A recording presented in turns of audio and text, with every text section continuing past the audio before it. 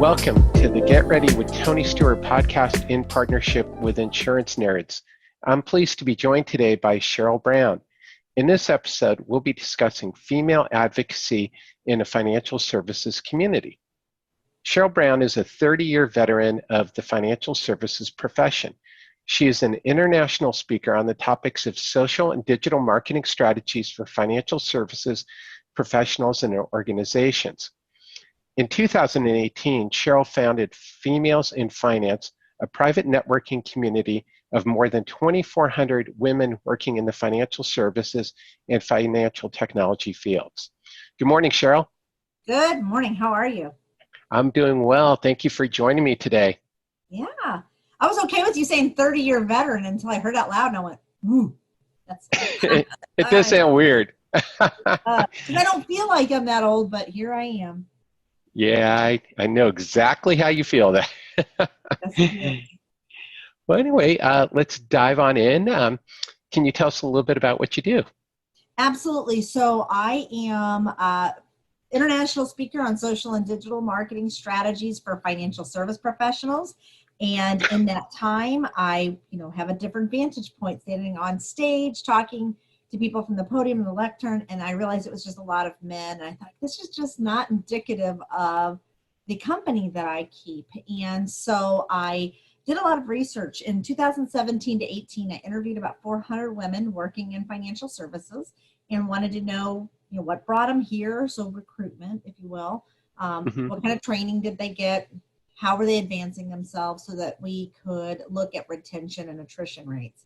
And so Females and Finance was sort of birthed from the idea of how do we recruit, train, and advance women in financial services? And I remember thinking activism comes in strange ways, whether it's intentional or accidental in my case. But I vividly remember telling someone, if I got 200 women together, we could have a good conversation, that would be great. And literally it was day 8. So we so we're averaging about anywhere from 75 to 125 new members per month. That's fantastic. Well, I'm just reminded, I don't know if you heard former President Obama mention this week that we'd be much better off if we had women as presidents or leaders of every country. I'd be all right with that. It would be a different thing. I think it would be, a welcome change. We've seen what men can do, and I didn't want to say it, but you said it, Tony. So yeah, we've already had, men have had their chance at it. Well, let's give us a few years to get our hands in there and see what we could do. I would totally support that. I know that I hear some people say it's about the right candidate, and it's just like in financial services.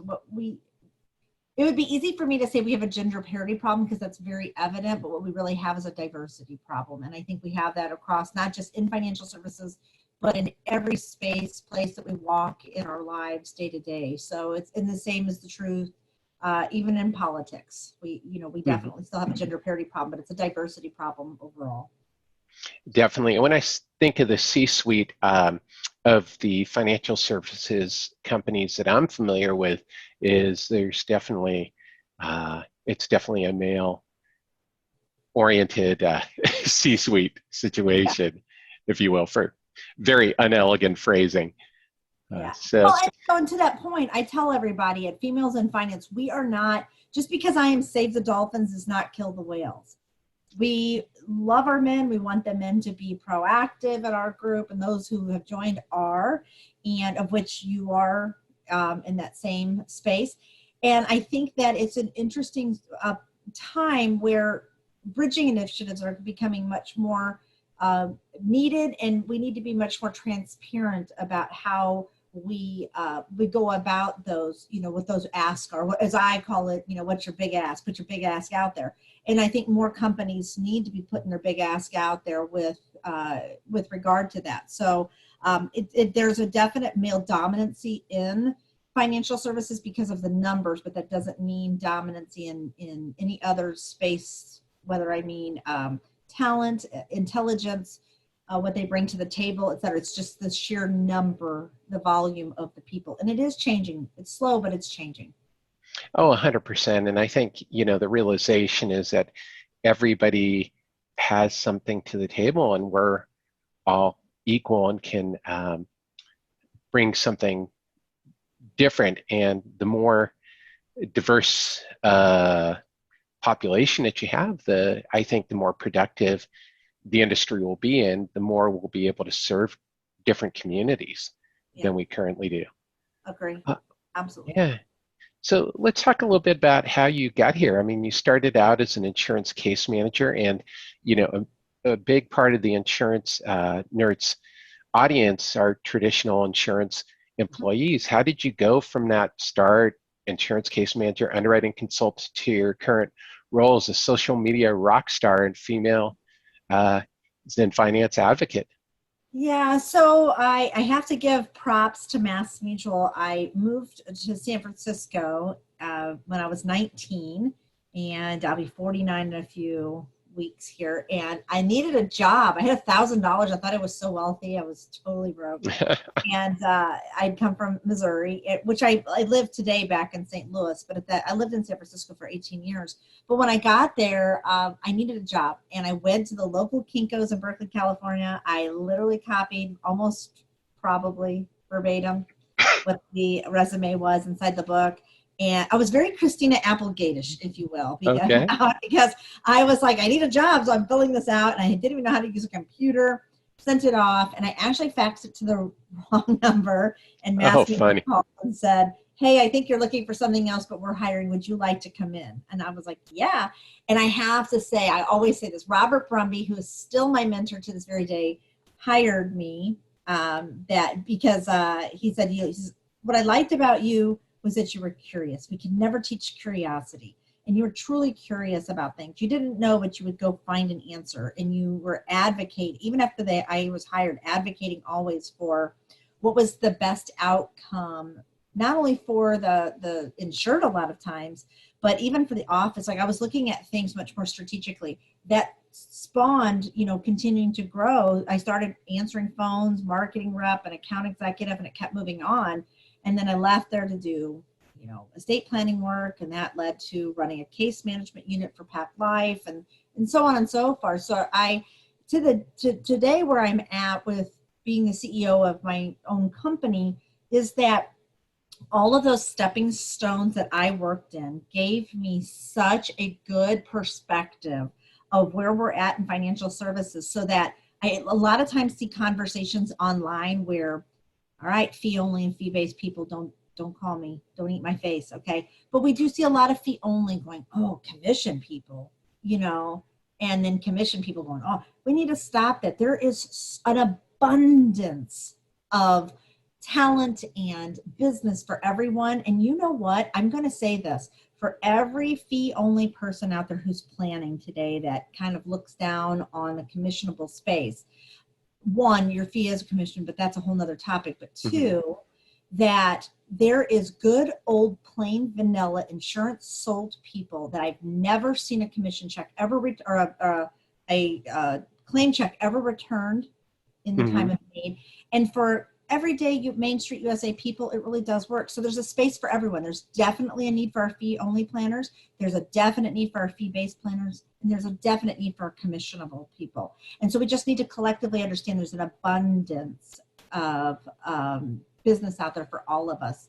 And so I feel like I can say that because all the stepping stones, I've worked in every one of those spaces, and it gives me a little bit different perspective to share that. Well, that's fantastic. I think that probably holds true as well for any career path that people are on, is that, there's room to grow, and there's always opportunity. Yeah, absolutely. And I mean, I'm the living, breathing proof of what happens. And so because of that, what I try to do, at least with our community at Females in Finance, is that we welcome every one of those individuals. And we ask everybody to, let's put our competitive part at the door. How do we help grow each other? And that is what they do. That is exactly. So I see people who typically wouldn't even run in the same threads. They're in the group, and somebody can ask a question, and 20 people can come in and say, have you thought about it like this? And they strategize it with the person. And so in the end, they get a much richer, better outcome than them sitting on their own, or maybe muddling it over with people in their own business who are too much in their Kool-Aid, if you will. Mm-hmm. Overwhelmingly, I'm hearing from the members that they appreciate that they get input from people who are outside their natural vein or their walk of life. That's great. Yeah, that's a fantastic point. So let's get a little bit into females in finance. What, I think we talked a little bit about what prompted you to create females in finances. What else can you tell us about females in finance and what went into it? Yeah, so we're not an association. There's a lot of times people have said, oh, are you in competition with fill in the blank? And I'm not, because I'm a business. And because it's my business, I get to do what I want, kind of thing. I tell people within reason. But we're not where you come to a website and you just fill out your name and your checkbook. It's not going to happen like that. I actually vet the members. Like you and I, we actually talked. I get on the phone. So all of those 2,000 members, I would tell you that most of them have had a conversation with me. I want to know who they are, what kind of business they're in, how do I get introductions to them to other people. I try to really get into the weeds of it. And so because of that, we build a very different dynamic of networking. So we're very intentional about each other's business instead of sort of like, oh, I'll just get a username and password. Nobody wants another user. Nobody wants another username and password. We are 100% based on Facebook. We are a closed Facebook group. People have asked me why, and we do have a website that you can go to and get a lot of information. However, where the real conversation is because Facebook allowed me, we grew so fast, number one. Number two, single sign-on feature, private group. You got to come into it. I've never promoted a single post. I've never boosted anything. I've never had to. So because of that, we keep our conversation very to the women about the topics that were, everything from Secure Act to how do I run a wine and cheese party? I mean, you name it, nuts and bolts, however someone wants to describe it, we cover. So there's a lot, when people ask me, well, what are the benefits? There's almost too many at this point. Yeah. It used to be just this, and this, and now it's like, oh man, we threw the whole kitchen sink in. So.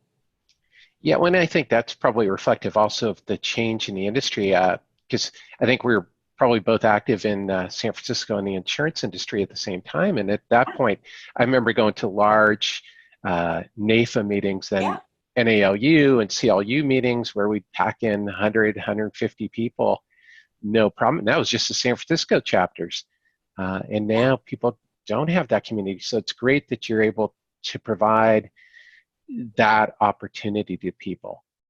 And I would say that NAFA is actually one of our biggest partners, one of our founding partners, actually, because the idea of still having that local community meeting, I think, is still valuable, whether you're wherever you fall in that insurance sector. I think that you should be a NAFA member, but that's because I've been a NAFA member for so long. But I do think that the online component of it in today's day and age, where we meet on Zoom, where we are, for us here in St. Louis, inclement weather, the last 3 days, we got pummeled with snow, and I can still continue business as usual because I just, instead of meeting people in person, I meet them online. My business is international because we cross over into Canada and other areas. I can also meet with people. So I don't necessarily have to go to a meeting, but we have a space online where people can come and commune. And I think that's really important. And organizations like NAFA and others have definitely realized that and are changing how people connect locally and within a region. Yeah, that's great. Yeah, I think the internet has helped create this, because I don't think you and I would have formed this type of relationship 20 years ago. So it's really exciting.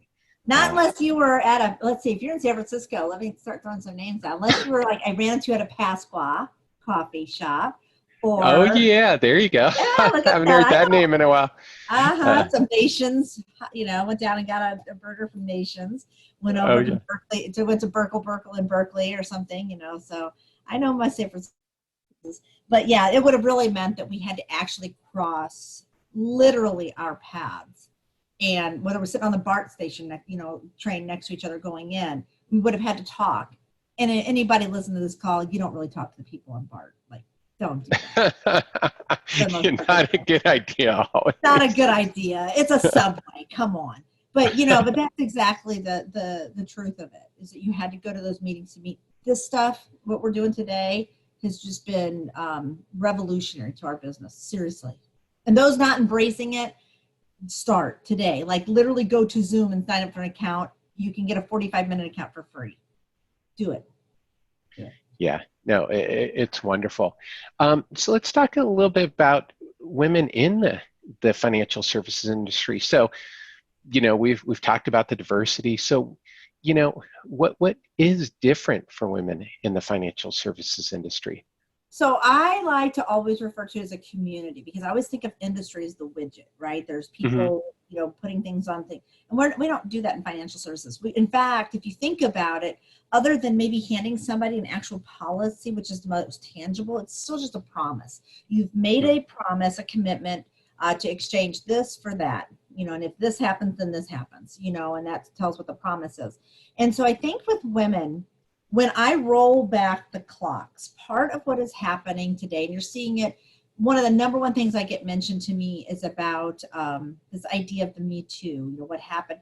Tarana, she had her own movement there, and I want her to continue to do that.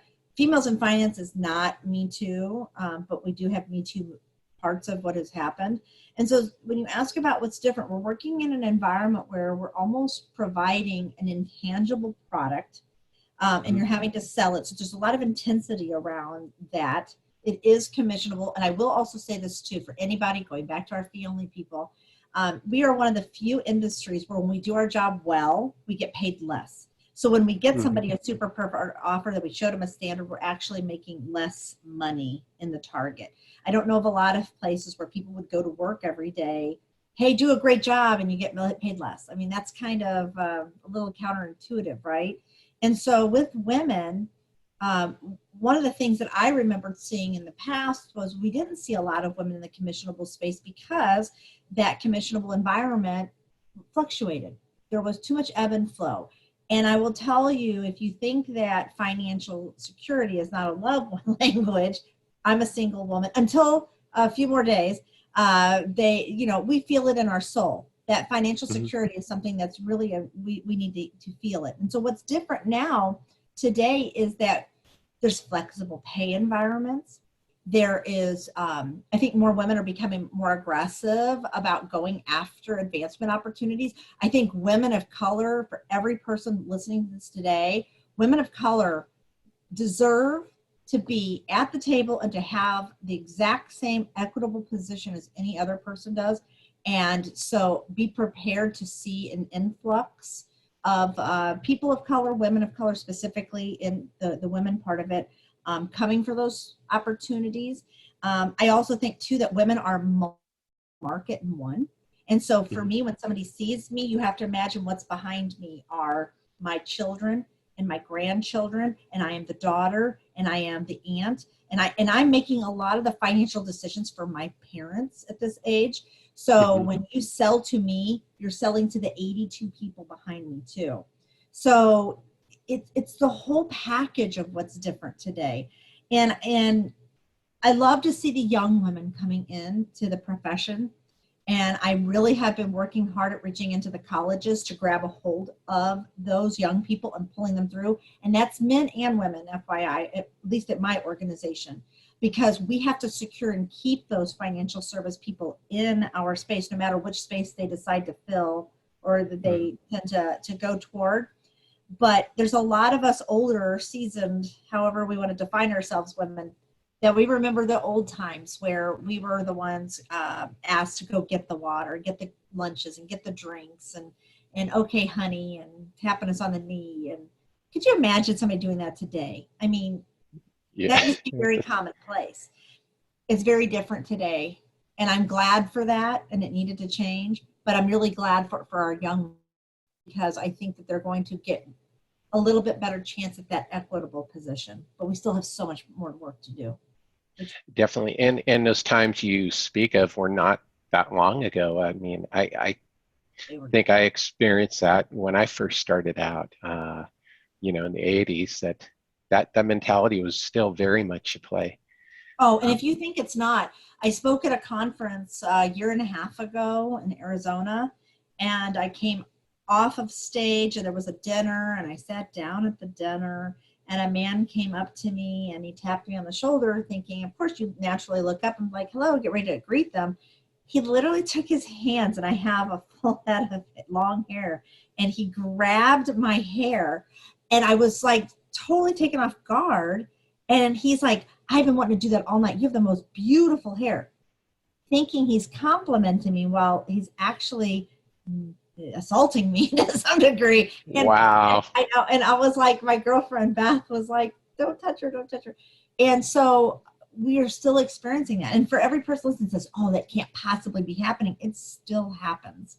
So we have a lot of work still to do. So women in financial services and financial technology, for that matter, yeah, we have a lot of work to do. And it takes people like yourself, Tony, that are there to help make certain that those moments that you're watching, you're keeping watchful eyes and ears, and holding everybody in a group accountable to having the very best event, the best summit, the best conference, the best symposium, the best luncheon, the best meeting possible. So we got a lot of work still to do. Well, I'm sorry to hear about that. And I think there's a valuable lesson is that, we have to watch out for each other, and that we have to be professionals, and that shame on that person because they ruin the professionalism of the conference. They do. They do. And the industry. Yeah, and it's the number one reason why I did not go to an association. I kept it as a business because I get to control the quality of the group that we've built is very high because we just don't subscribe to any of those things. And so I think it's been interesting because it evolved into a movement. It just became so much bigger than me very quickly, which I was proud of, but it just evolved into this movement now that when you join our community of professionals, it's we don't take a lot of the crap. Well, I think that's a motto we can all subscribe to. We don't take any crap here. So. It seems crazy, but you actually have to say it out loud anymore. But I'm hopeful that with organizations such as mine, or organizations that are, I love the fact that I was at conferences now that actually get up in front and on stage and say, here is what our expectation of behavior is going to be at this conference. And although that seems trivial and almost remedial, it's necessary.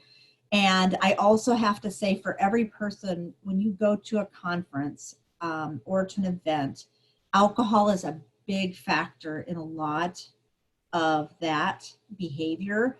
And so be even more aware at the parties, the cocktail things, because that's when a lot of this, where people kind of let things loose and everybody has a good time and maybe it's too good, and our professionalism comes down with that. So I just think there's a lot of work that we can still be doing. And for all the great men that are listening, I want to know you. I put that ask out all the time. I've told you this before, Tony, discussion. They are the ones who are going to change how financial services moves forward in 2020 and beyond. Truly. Definitely. Well, and I think these lessons are good is we do have some listeners on the podcast outside the financial services industry. And I think that those are valuable lessons for everybody, and considerations that, treat each other like we would treat our own family and friends. Is there's no excuse for acting differently with people that we meet in a different way. And I think that's one of the things that I've always tried to do personally and professionally is, that there's no difference. I'm not a different person when I'm at work than I am at home. And I think that in so many industries, and especially in the financial services industry, I find that people are oftentimes two different people. They have a work face and Oh, a yeah. personal face. And Yeah. Yeah, and I tell them, it's funny, I made a comment one time that who I am talking to you right now on this podcast, who I am when I'm in my group typing a message, who I am when I'm on stage, my kids would tell you that's my mom. Like I never, there's no character to break because I'm just who I am. And so we need more of that. We need more people just to let go of the fluff, be themselves. For any person listening to who wants to amplify their thought leadership and connect with more people, just be yourself. It's simply the easiest thing to do.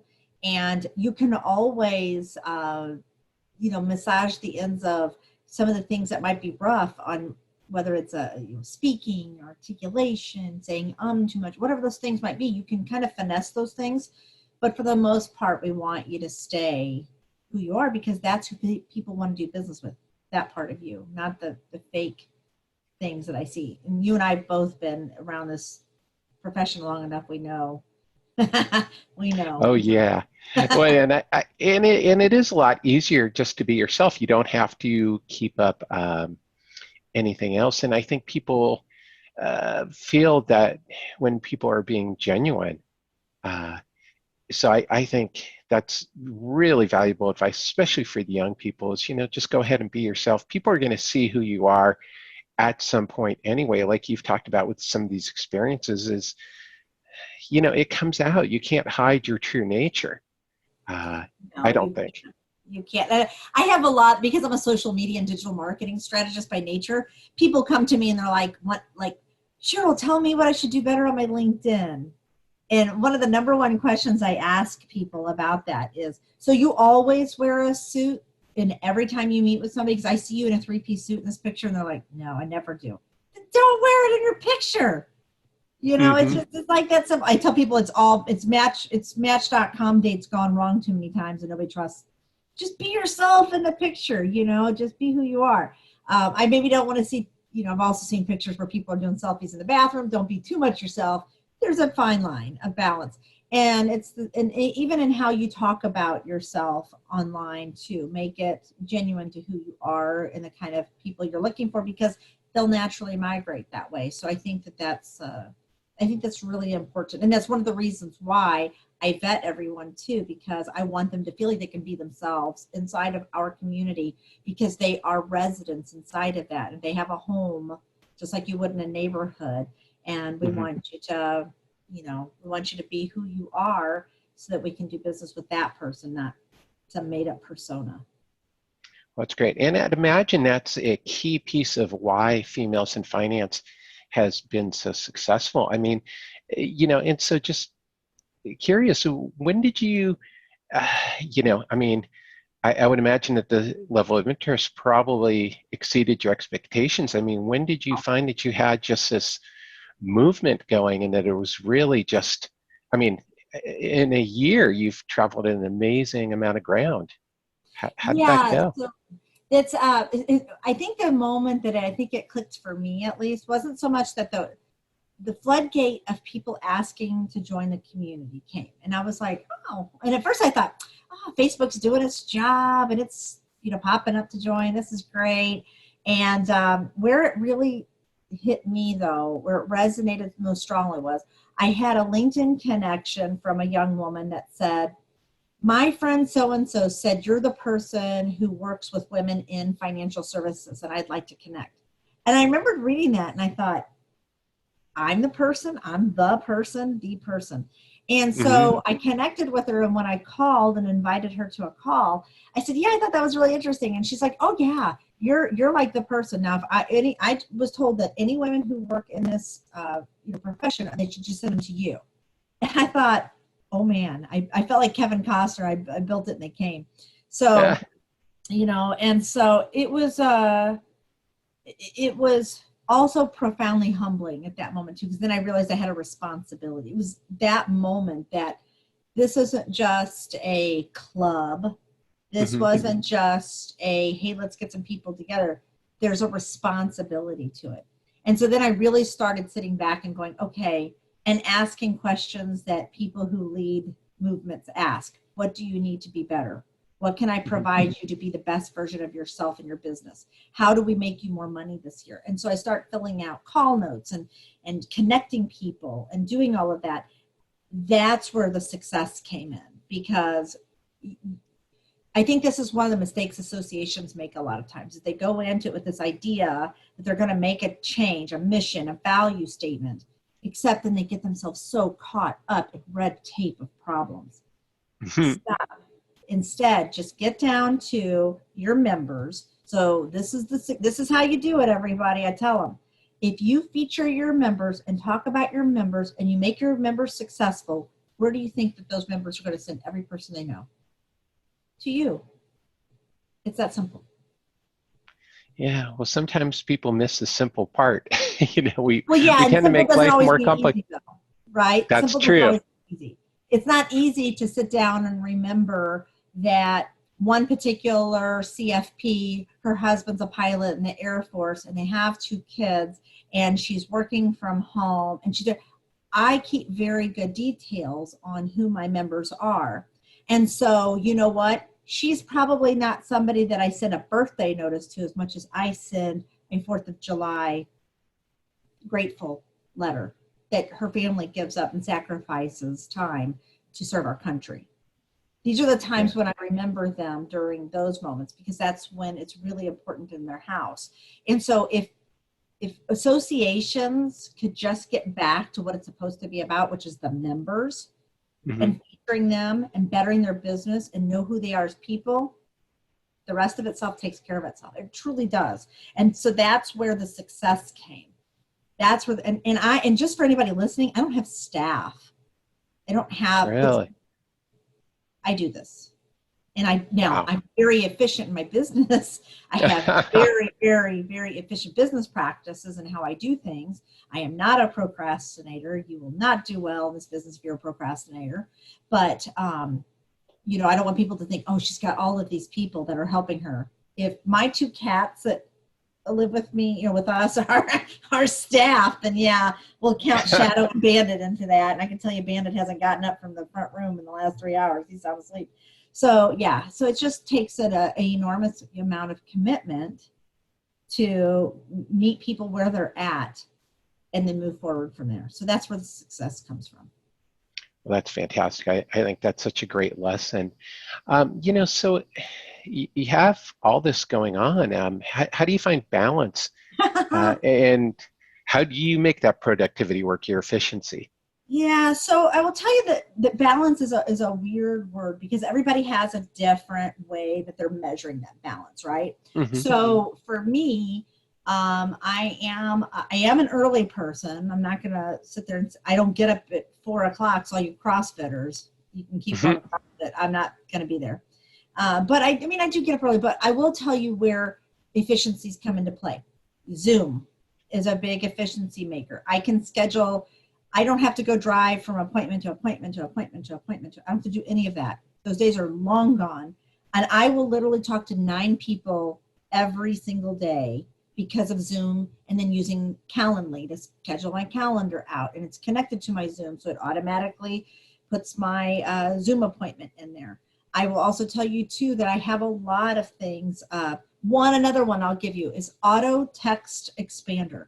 If nobody is using this, they should. You basically program your words into it. When you type it, it fills it in. So when I have birthday notices, or I have whatever, my template, if you will, it automatically feeds it in on online forms, makes it super easy. Using templates on Gmail, Outlook, so that it automatically pulls it up, and then you're able to push those out. That is going to make the difference. So be very efficient. Every time that you have a process in your office that you think, why is this so arduous? Why does this take so much time? Stop yourself right there, because somebody has already figured it out. And if they haven't, it's your $1 million idea, and get on with your bad self and go make it. Because I'm telling you, there's other financial advisors that are going to do that. That's fantastic. That's a really good point. So what are some key takeaways for how women can be successful in the financial services community?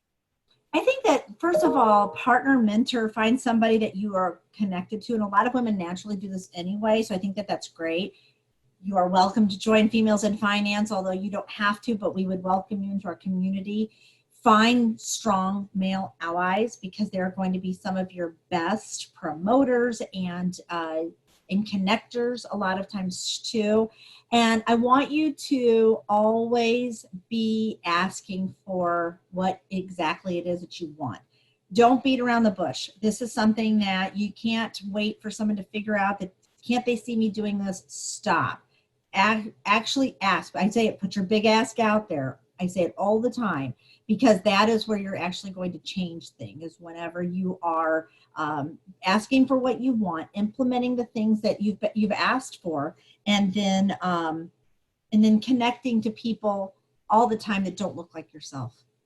Challenge yourself every day. Challenge yourself against that, because that's where you're going to see a big, especially in your bottom line business, you're going to see an enormous change. And that's where diversity, where we started this conversation, I end on it, because it's probably one of the single most important things that we need to experience in financial services overall. That's great. Yeah, that's where we learn something, is when we connect with people who are different than ourselves. If, we surround ourselves with people who are just like us, then we're just going to be just like us and not learn anything new and not expand beyond that. So what's your best number one tip on financial preparedness for people outside or inside the financial services community? What would be your number one takeaway point? Let's see, that's a good question. So in financial preparedness, at least in my world, is that I have been, this coming year, so I built this community 100% bootstrapped it myself. And so this year, one of my financial preparedness, reminders, if you will, is that I have to ask for sponsorships. I have to ask for, and I have to actually actively ask for them. And I think it's the same as asking for business, right, and referrals. And so I think the other thing too, as we're coming up on, and I know that I've heard some people go back and forth about the impending recession. I've been asked to speak on at least 6 panels in the coming year about the recession and getting speakers to talk to that point. I think going back to the business efficiency things, taking out the things that are big item expenses too, and trying to pare those down from a financial preparedness type of mentality, you will streamline your business, you will cut your costs, and you will make yourself more efficient. And the money that you save from that, reinvest it into other areas in marketing yourself and amplifying your thought leadership instead. Don't just go pocket it or do whatever. Put it back and into the pool of marketing. Just put it in other areas, whether you're boosting posts of things that you wrote, getting yourself into speaking engagements and whatnot, because I think that is where you're going to see a really big return on your bottom line. That's where I've seen it, the biggest ones. Yeah, and I think that's good, whether you're a financial service professional, a consumer, whomever, trim your expenses where you can, and then use your money more efficiently. It's so easy to spend money on things we don't really need, and to not have money for expanding whatever else we want to expand, whether it's a hobby, whether it's making better use of our investments or whatever. That's such wonderful advice. So now I've got probably the hardest hitting question of the interview, so I hope you're ready. Okay. You're a program volunteer with the Girl Scouts. I am. What is your favorite cookie? Are you more Thin Mints or Do-si-do? Yeah, so I'm going to tell you right now that Thin Mints the serving is the sleeve. I don't know why they put the serving size on the side of the box. Just take the sleeve out, and that's what it is. That has always been it. My girls were Girl Scouts as little, and my 2 sons, they're 31 and 29. They recently were talking to me. And I remember whenever I had a Girl Scout troop of 26 girls. So we sold like 3,600 boxes of cookies. And every year I would come up and be like, how am I like 4 boxes short? How am I 4? It was those 2 boys. They're like, oh, we didn't want to tell you, Mom, but we totally. So every woman out there or man who's in Girl Scouts and you got missing boxes, go ask the older kids because apparently, and they were always a Thin Mint. So I gotta go Thin Mint. But yeah, I Girl Scouts is something that's very near and dear to me. I have a lot of friends who are JA instructors. I have friends that are part of, those that are working with other youth in their community in a variety of ways. And I just think that that's my way I give back, but really it's to give back to myself. Well, that's great. Yeah, I like Thin Mints. I kind of like Samoas. They're so hard to stop. They're so good. I mean, actually, just out of curiosity, do you know if anybody's written a book about how the Girl Scouts have built this amazing, I don't know if business is quite the right word. I know what you mean though, because from talk about membership association that people are loyal to, but they always are about the girls. See, it goes back to that. And so they make it so much about them, but I don't know. I know that there's some books about Juliet Gordon-Low that are written that are very well, but I don't know about the actual business of Girl Scouts. Ooh, I'm going to write that down. That's why I pulled my pen out, just so I could write that down. I like Yeah, that. because if you think about Boy Scouts popcorn and Girl Scout cookies, Yeah. I mean, come on, that's a no-brainer right there. I do actually support the Boy Scouts with their popcorn sales, and I usually ask them to send them to the military. They do a really good job of making sure that they send them over there. And the Girl Scouts will do that too whenever you ask them. Definitely. And there was no slight to any Boy Scouts out there or people who are involved with Boy Scouts. Just a personal preference on snacks. And I think the one thing, the trend there is, and I think the big connector is the female advocacy. That's the thing that's most impressive, I think, for girls is with the Girl Scouts is that it puts them right on that track of, that they can do it. Yeah. It taught my girls. There's so many valuable lessons because people go, it's not about the cookies. It's not about the cookies. It's about managing a team and building a strategy and having accountability and putting yourself out there for sales and then marketing it. And there's just so much more that just happens to be the product. So put the product, the product could change. It doesn't matter. My daughter Farah, I have to say this. She was sick as a dog, but she had promised herself to show up at this cookie thing, and she had the flu. And I told her, I said, no, you don't have to go. She's like, no, I made a commitment, which I was so proud of as a mom. But here she puts on this turtleneck, and she goes out into this cold. And she decided, if I'm going to be out here, I'm going to sell the most cookies today. She was like on it. And I'll never forget, this man came out. And she had asked him, would you like to buy some Girl Scouts? And he said, oh, cookies. And he says, oh, I've already bought groceries. And she's like, how'd you pay for that? And she's like, there's an ATM machine, right? She was like giving him everything she could. Yeah. And as much as, what some people would say that was being bossy, pushy, spammy, whatever. No, she was being innovative and aggressive. And if she had been male, they would have been like, oh, that's a good job. But she's a girl, like, isn't that aggressive? And yeah, she was, because she was trying to get done with the commitment that she made.